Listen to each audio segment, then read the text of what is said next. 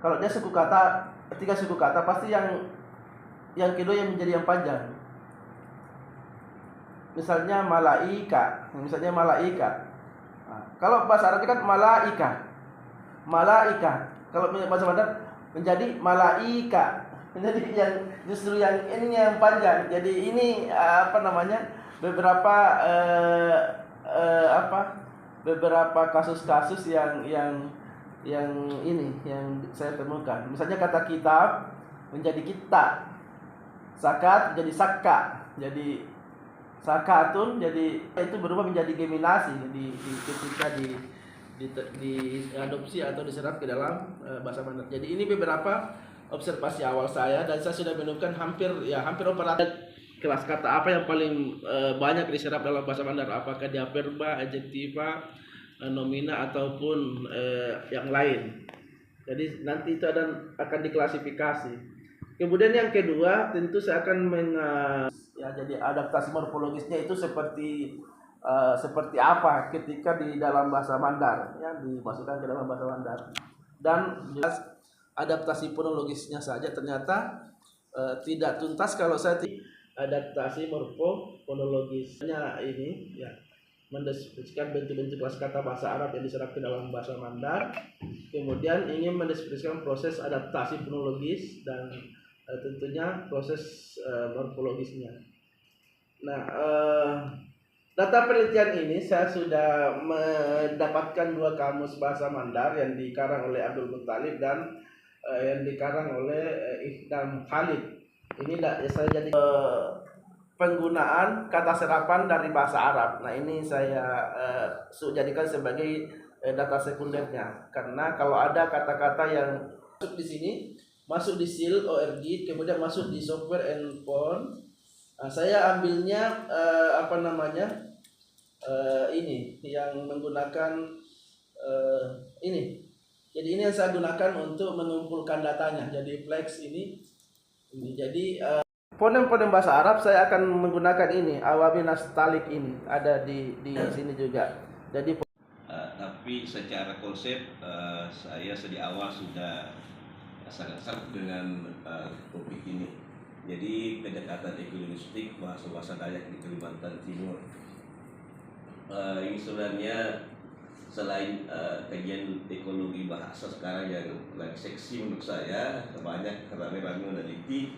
Ini juga bagian dari titipan dari kampus saya, karena pola ilmiah pokoknya itu terkait dengan hutan dan lingkungannya, atau hutan tropis lembab dan lingkungannya di Universitas Mula Warman. Jadi kajian linguistik yang bidang saya coba arahkan ke bagian sini, dan memang sangat menarik karena banyak sekali objek kajian yang bisa saya teliti dengan kajian ekolinguistik ini. Ini saya sudah sejak 2015 ketika saya melihat 2 bahasa Dayak yang berbeda dari mahasiswa saya, yang menurut anggapan saya bagi orang luar yang baru sampai di Samarinda Kalimantan Timur, Dayak itu adalah satu etnis yang bisa saling mengenal. Ternyata 2 mahasiswa saya itu tidak saling mengenal bahasanya, mereka tidak saling mengerti, Dayak Kuna dan Dayak Kenyah. Disitulah saya tersadar bahwa ternyata Dayak itu adalah satu rumpun apakah mungkin tidak bisa disebut sampai bangsa, tetapi rumpun bahasa atau etnis yang di bawahnya masih menurunkan berbagai bahasa lain yang mereka tidak saling mengenal. Meskipun begitu, saya yakin itu prinsip pertama saya yakin akan ada kata-kata yang mirip atau sama, karena dari beberapa simbol-simbol budaya mereka ada kesamaan, seperti mandau, baju adatnya, alat musiknya. Nah, saya yakin dari situ pasti ada kesamaan, dan ternyata betul dari penelitian pertama saya itu tahun 2015, Dayak Kuna dan Dayak Kenyah ada kesamaan dari segi lingkungan. Nah, ditambah tahun 2020 awal-awal muncul IKI Nusantara ini, teman-teman di Kalimantan Timur lagi ramai membicarakan masalah lingkungan di Kaltim, dan memang itu ancaman besar bagi kelangsungan budaya Dayak, karena Dayak seperti di poin kedua ini saya katakan bahwa hutan sebagai sumber kehidupan dan membentuk karakter masyarakat Dayak di Kaltim. Hampir mungkin 90% sumber peradaban atau budaya Dayak itu di hutan. Jadi kalau hutan hilang, mereka akan hilang identitas. Nah, termasuk mungkin nanti kehilangan bahasa, karena identitas dari budaya benda-benda yang ada di sekitarnya di hutan itu hilang, mungkin juga bahasanya akan hilang. Saya juga beberapa kali terlibat dalam penelitian lokal di Kalimantan Timur. Mau tidak mau pemerintah harus memperhatikan aspek budaya termasuk aspek bahasa dalam proses penentuan kebijakan. Seperti ketika misalnya masyarakat Dayak diberikan bantuan dari satu perusahaan asalnya, berikan bantuan satu lahan untuk diolah menjadi lahan pertanian, dicangkul dan sebagainya, ternyata orang Dayak tidak bisa mencangkul.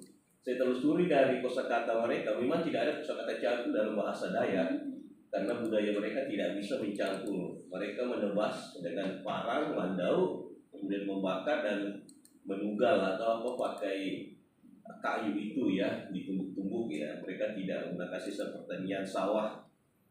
Nah, jadi menit mencangkul capek, tidak bisa, ya, tidak jadilah program itu. Kemudian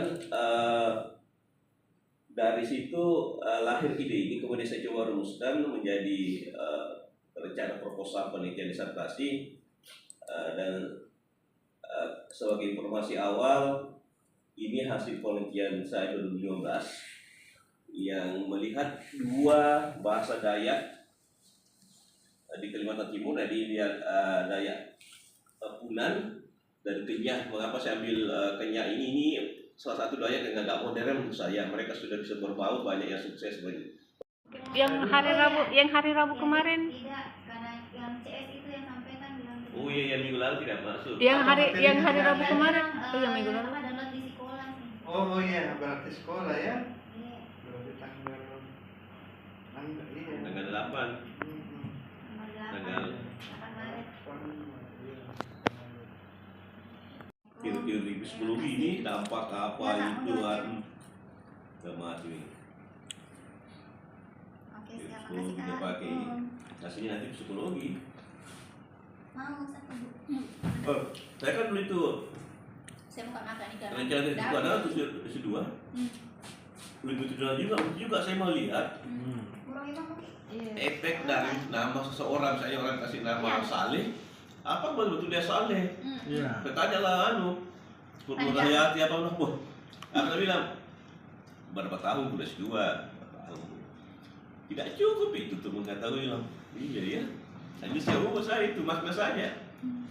Makna namanya orang pakai itu segitiga ini tadi yang mana referensi objek dan interpretan. Pengembangan menggunakan authentic material. Kan authentic materials itu yang diambil misalnya dari berita-berita dan buku-buku, kan apa yang lain-lain, web dan sebagainya, itu kan susah. Jadi untuk memudahkan itu authentic materials, apakah ada teori linguistik yang bisa kita pakai? Kayak kemarin itu terinspirasi kayak sama percakapanku sama Andi, kalau misalnya ada simplicity, jadi guru itu singkatkan itu instruksinya dalam pemulihan bahasa kedua, kayak begitu. Apa ya Pak ya? Apa ya Bu? Ya itu misalnya, oh begitu kalau orang cari teori untuk menyelesaikan masalah ini tadi, kan begitu kan. Kalau misalnya di mahasiswa pasti apa artinya sing ini ini. Paragraf yang kasih kiri mata kuliah ini ya tidak pernah didapat. Kira-kira apa ya? Teori linguistik. Iya, teori Kak. Promo kan kan? Jadi umum Iya, umum sekali itu Pak. Mau membaca dia apa? Kan teori pihak harus itu nanti masuk teori drill. Latihan tuh. Iya. Tapi kan membaca